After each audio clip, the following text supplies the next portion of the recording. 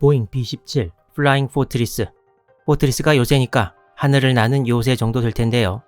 미 육군 항공대 폭격기로 2차 대전 때 큰 활약을 했습니다. 플라잉 포트리스라는 말은 B-17 시제기가 1935년에 첫 비행을 앞두고 있었을 때 미국의 어느 신문기자가 동체 여러 곳에 있는 기관총을 보고 이름을 붙였다고 합니다. B-17은 처음에 엔진이 2개 있는 경쟁사의 폭격기와 달리 4개를 장착했고 속도도 더 빠르고 항속 거리도 더 길어서 유력한 후보였습니다. 그리고 1935년 10월 30일에 시험 비행을 했는데 조종사의 실수로 이렇게 조종면을 고정시켜주는 장치를 풀지 않고 이륙했고 결국 이것이 문제가 되어 시험 비행에서 추락했고 2명의 승무원이 목숨을 잃었습니다.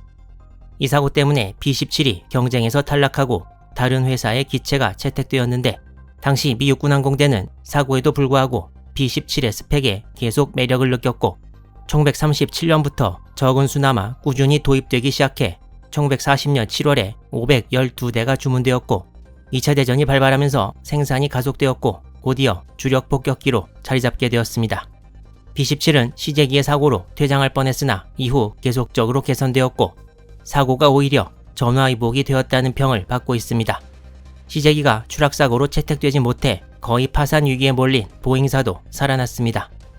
현재 이 채널에서는 새롭게 보는 미드웨이 해전 시리즈를 연재하고 있는데 이 영상은 미드웨이 해전 시리즈에 붙는 일련 번호가 붙지 않은 단편이지만 앞으로 올라올 미드웨이 영상의 전투 장면에서 B-17 폭격기가 등장하게 되기 때문에 여기서 B-17 폭격기 그리고 관련된 내용을 하나 소개해드리도록 하겠습니다.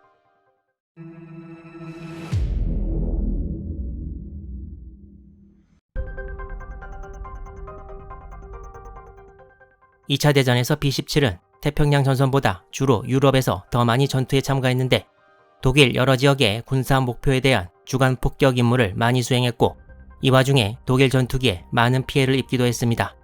태평양 전선으로 넘어와서 12기의 B-17이 캘리포니아에 있는 해밀턴 육군 비행장에서 필리핀의 항공력을 보강할 계획으로 가던 중 진주만에 도착했는데 이날이 하필 1941년 12월 7일이었고 일본군의 공격이 진행 중이었습니다.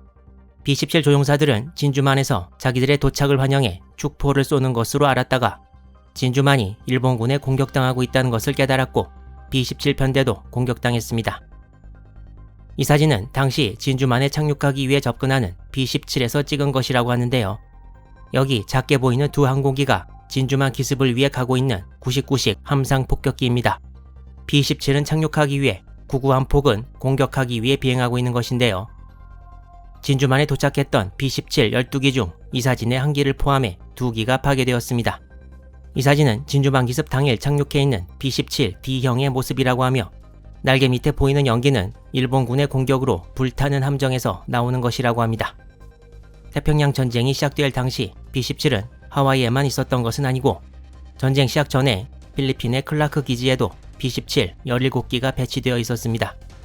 하지만 진주만 기습 이후 9시간의 여유가 있었는데도 무방비 상태에서 클라크 기지가 공습을 당해 17기의 B-17 중 12기가 파괴되고 4기가 손상되는 큰 피해를 입고 말았습니다.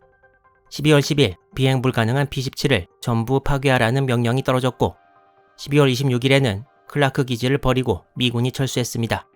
그리고 곧 일본군이 클라크 기지에 들어왔습니다. 참고로 메가더 장군이 1942년 3월 11일에 필리핀에서 탈출해서 호주로 오는데 코레이도르 섬에서 민다나오 섬까지는 PT 보트를 이용했고 거기서부터 호주까지는 항공기를 이용했는데 2기의 B-17 폭격기가 이용되었고 그중 하나가 바로 진주만에서 이 사진을 찍었던 B-17이었다고 합니다.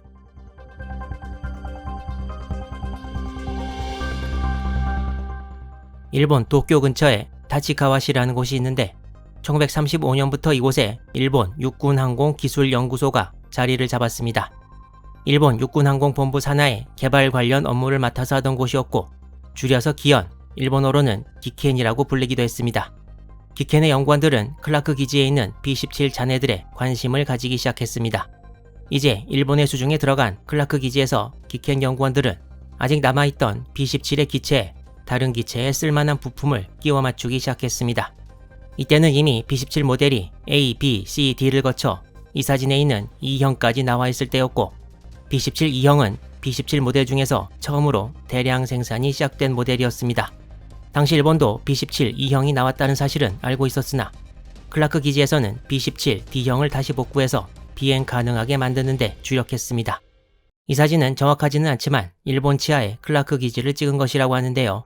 사진의 기체가 B-17로 보이긴 하는데 이 정도 쓸만한 기체가 처음에 넘어갔는지 아니면 수리 후인지는 확실하지 않습니다. 클라크 기지에서는 머지않아 비행 가능한 B-17 D형 한 기가 만들어지는 데 성공했고 이 사진과 같이 일본 마크를 단 채 일본으로 보내져서 집중적으로 연구에 들어갔습니다. 이 기체의 조종을 위해 일본에서 특별히 승무원들이 파견되기도 했습니다.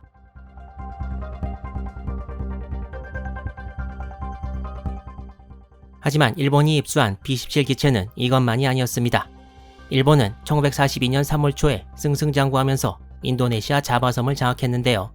자바섬 동부의 연합군 비행장에서 미군이 배치시켰던 B-17 E형 기체를 발견했습니다. 일본군은 자바에서 별로 손상되지 않았던 B-17 E형 기체 2기를 수리해서 완성했고 1943년에 싱가포르를 거쳐 타치카와로 비행시키는 데 성공했습니다.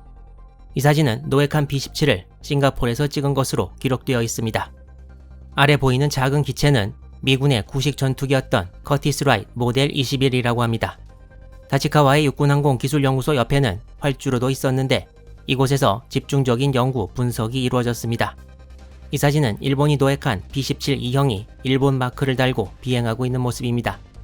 미국에서 처음에 붙인 이 기체의 일련 번호는 41-2471이라고 하고 자바섬에 불시착한 후 그대로 버려졌고 이를 일본군이 노획했다고 합니다.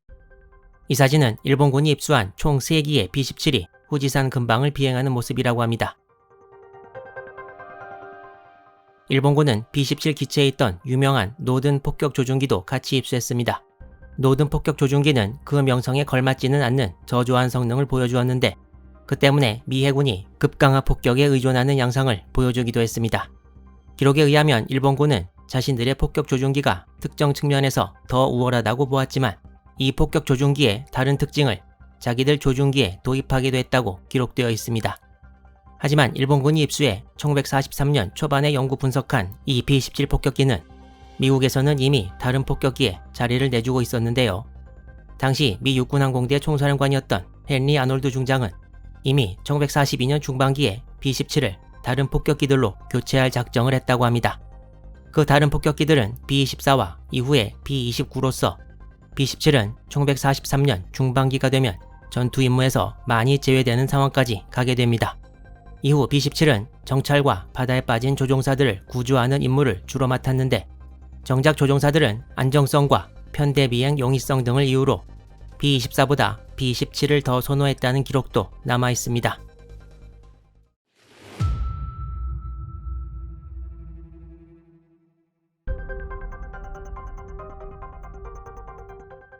일본이 입수한 B-17은 조종사들의 훈련 임무를 수행하고 다시 미군 마크를 달고 일본 선전 영화에 출연하기도 했는데요.